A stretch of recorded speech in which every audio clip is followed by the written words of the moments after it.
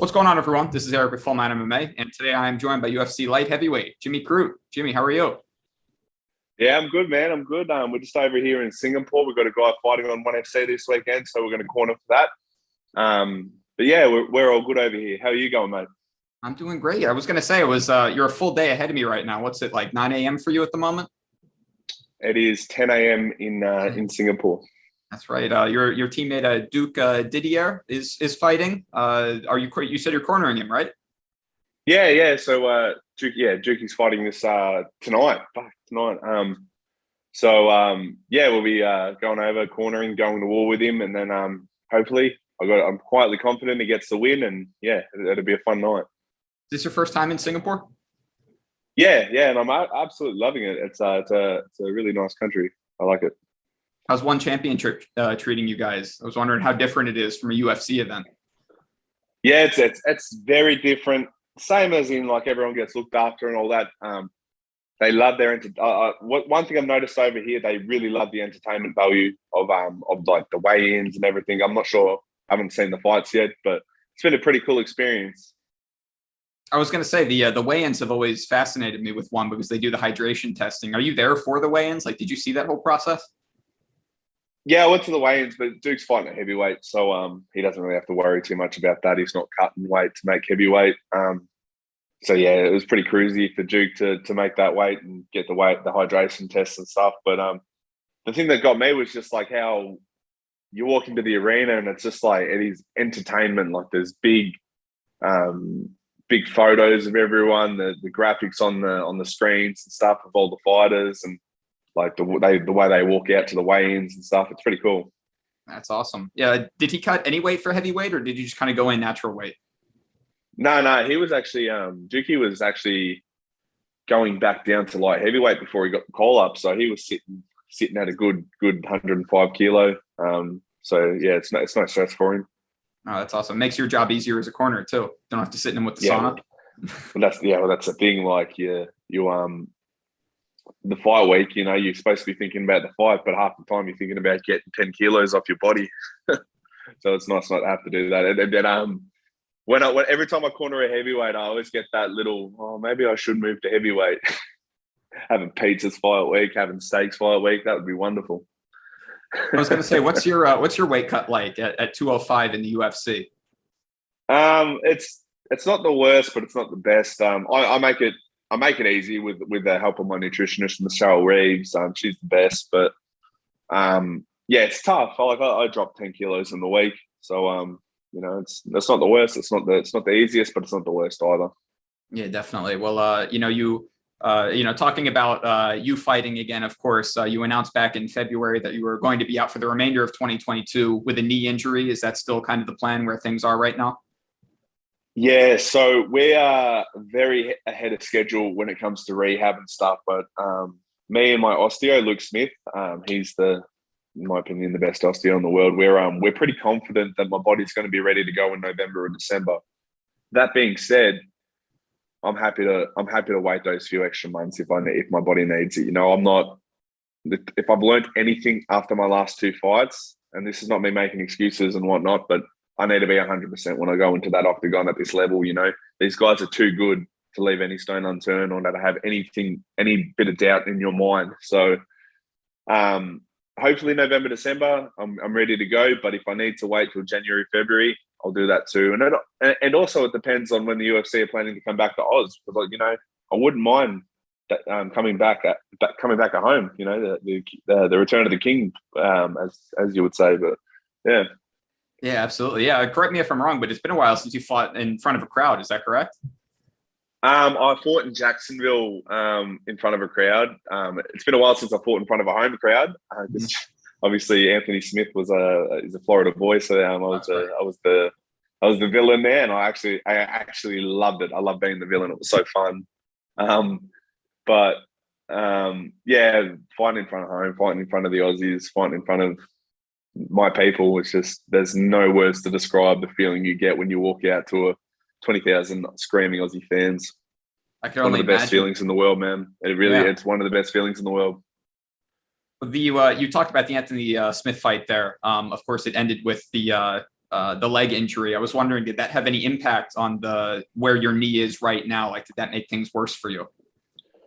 I think it did a little bit of damage. It was the opposite leg that he actually kicked, but I came down pretty hard on my right knee. The first bit of damage I got to it was 2 weeks before the New Zealand fight with Oleksiejczuk. I blew my ACL completely 2 weeks before that fight. So you've seen that fight. I have my knee taped up and a big dirty brace on there, like my father Daniel Kelly. So I've had a dodgy knee for years now, man. I should have got the surgery done after that fight. I should have got the surgery done before that New Zealand fight 2 years ago. But you know, we're stubborn as fighters, and we're probably a little bit delusional in areas. And I thought that I could beat these guys on one leg. So that was not the case at all. I need to be at 100%, and it's disrespectful to the people in my division for me to think that I can beat them on one leg. It's very disrespectful. So I've got to I got to be 100% right. Absolutely. What was the actual surgery like? What did they actually fix in your knee? So the scan showed that I had torn every single ligament in my knee, but my ACL was completely gone. Obviously, it'd been gone for a while, but it was ACLs are weird because they can grow back if there's a few fibers. So the ACL had actually ripped a bit of bone off with it, and it was completely gone. And I had micro fractures all the way through my knee joint, torn meniscus, and every single ligament in my knee torn. So I was talking to my doctor, and I'm like, "No, doc, I'm not getting a surgery. I've done it for 2 years. I don't need it." And he goes, "Mate, if you don't get this surgery, you're going to need a knee replacement by the time you're 30. So I was like, "Oh, all right, yes, sir." You know, this doctor's way smarter than me. So I'm like, all right, I'll listen to you, I suppose.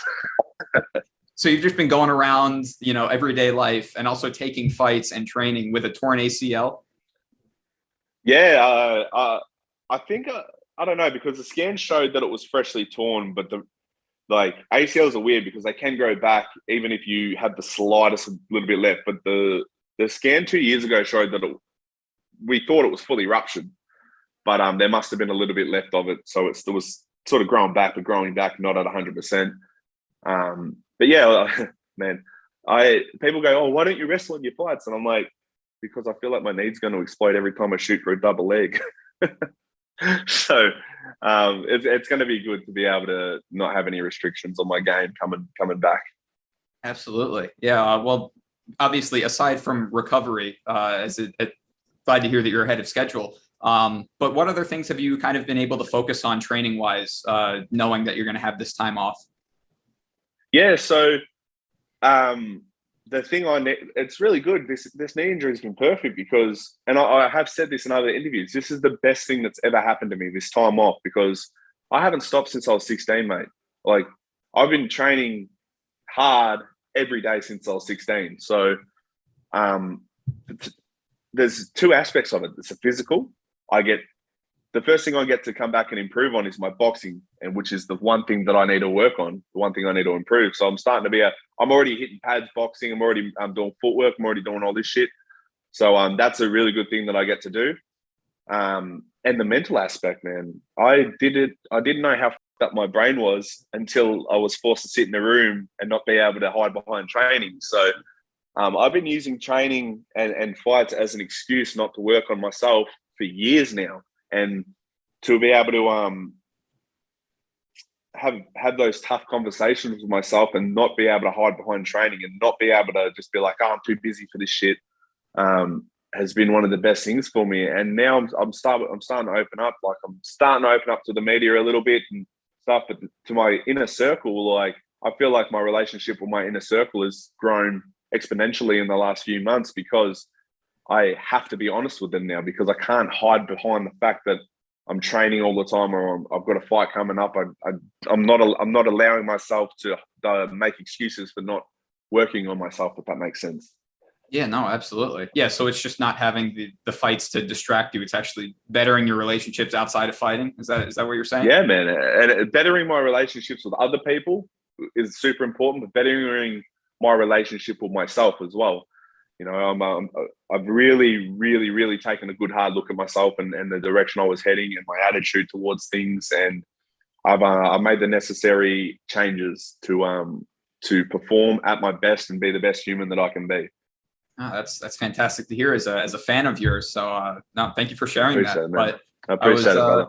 I was wondering, obviously you're not alone. UFC fighters in the UFC, they get injured. They have to take time off, focus, and recover. But where you are in the UFC, you're in a kind of a unique spot in the sense that you're young and already in the top 15. I believe you're ranked 14 right now, so you've just broken in. Are you worried a little bit that taking this time off? Obviously, you need to take the time off. Not up to you, but that you might lose some of the momentum that you got earlier in your career. Like they might bump you out of the rankings. You might have to fight your way back up again. Does that worry you at all? Like, how do you process that? All right. I've got a 2-part answer for you. So I'm going to answer the one thing that you said. I need the time off, not just for my knee, but I needed the time off even without the injury. I needed the time off for up here. I needed to fix what was going on up here. So that's why I say this knee injury was the best thing that ever happened to me, because I said after I got knocked out against Jamal that I will not come back till end of year. And then the UFC rang me up a few weeks later and said, "Hey, we got to fight for you in April." And I said, "Oh, all right, let's go." So I'm a dumb cunt. I'm just I'm a meathead. So I couldn't say no. So getting this knee injury forced me to have the time off, and it's been really good. It's been really good.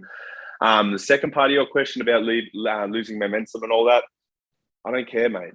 I think MMA on Point posted something the other day where I think I'm the 5th youngest ranked fighter in the whole roster. That might be wrong. I think I might, yeah. And I was top. I was ranked 12 not long ago. So, mate, I don't care. I love fighting. If I have to have 10 fights to get back into the rankings, if they kick me out, I don't give a shit, because I'm doing what I enjoy. And the thing is, mate, I used to look at this as a sprint, but I look at this as a long sprint now. I want to be here for a very long time. I love what I do. I love working for this business. And,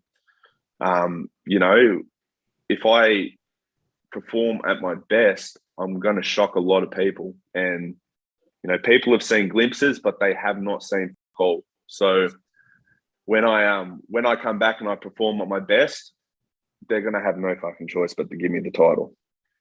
Absolutely. Well said. What a promo, Jimmy. I've been watching too much WWE while I've been off. Well, I was going to say, I was wondering, obviously there were no fights last. There it is. There were no fights this last weekend, but how much of a fan of the sport are you? Are you still keeping up even in this time off? Are you watching every weekend like a lot of the fans do? That's an interesting question, because I feel like at my worst mentally, I fucking hated the sport. At my worst mentally, I hated the sport. I couldn't watch it. Anytime anyone asked me about the sport, I'd be like, I'm grinding day in, day out. The last thing I wanted, it'd be like, I don't know, I got mates that are plumbing businesses or like Sparkies or whatever, and you're like, how would you like it if you got home from a 10-hour day and I was just like, oh, what's this pipe do to this pipe? Well, what's the best plumbing thing?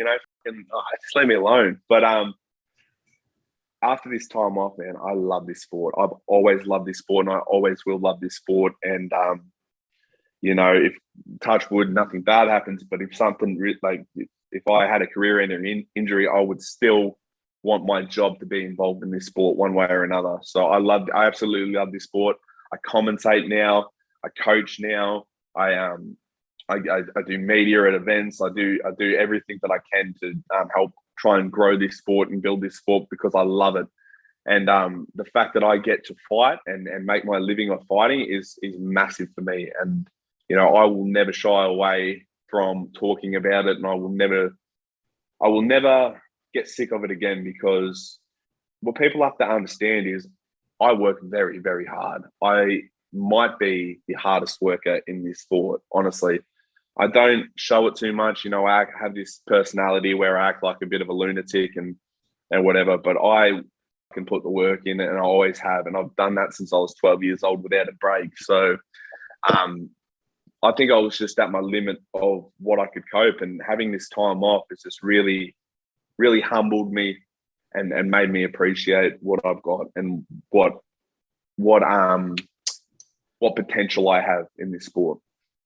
That's awesome. So, well, if you are keeping up with things, I'm sure that you know that there's a pretty big fight in your division coming up on June 11th. Glover Texeira and Jiri Prochazka. Man. Are you excited for that? Man, Glover's like, I've got tears of greatness, and I'll never say GOAT or whatever, but out of respect, Glover is in my top tier of respect of people in this sport in general, not just light heavyweight. And I got to meet him when I fought in Vancouver, and he was the nicest guy ever after the fight. So I'm sure Jiri's, and I haven't had the pleasure to meet Jiri, but I wanted to fight him. I wanted to be his debut fight in the UFC. But probably a good thing I didn't get that fight, actually. But I think man, Glover's ground game's on another level, and that's my one question mark about Jiri is whether or not he can wrestle as well as the other guys in this division. So that's an exciting fight, and if you stand in front of Jiri, you're asking for trouble. But if one guy can beat him, it's going to be Glover. Yeah, absolutely. Well said. Well, Jimmy, this has been a great interview. I can't thank you enough for the time. But before I let you go, I wanted to give you a chance. Anything you wanted to shout out? Anything you got going on? Any sponsors, teammates? Obviously, your boy Duke's fighting tonight. The floor is yours. All right. Fuck, I didn't have a list or anything. So we've got Duke Didier tonight, 1FC. Next week we got Win Ha on a Thailand show, and then so I'm flying to Thailand tomorrow. Cornering Win, flying back to Singapore for Jake Matthews. I'm not cornering Jake, but I'm just watching him and supporting him. And then in terms of sponsorships, I just want to give a shout out to my sponsors, Unibet Australia, Transcending Organics. Without those, especially after this year and not being able to make money in fighting, I'd be without you guys, to be honest. So I would just want to give a massive shout out to Transcending Organics and Unibet. I'm so grateful for the support from those two companies. And everyone, remember to drink lots of water and look after your mental health. Awesome. Jimmy Crute, UFC light heavyweight, should be back later this year, early next year. Jimmy, cannot thank you enough for the time. This has been great. I appreciate it, brother. Thank you, man. Hey everyone, thanks for watching this video. If you like our content, be sure to subscribe to Full 9 MMA. And while you're at it, make sure to hit the bell icon as well so you never miss an update from us.